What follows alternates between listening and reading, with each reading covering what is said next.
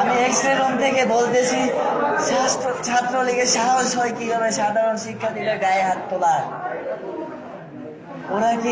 ওরা কি ছাত্র না? ওরা কি আমাদের ভাই না? নাকি আমরা কেউ না?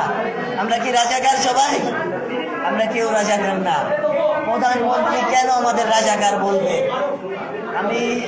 আমার বাম পাশ, শরীরের বাম পাশ পুরো অবশ হয়ে আছে, আমি নাড়াচাড়া করতে পারতেছি না।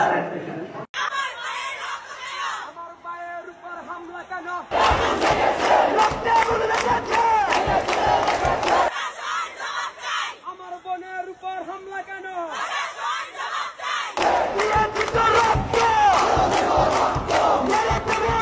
প্রশাসন জবাব চাই।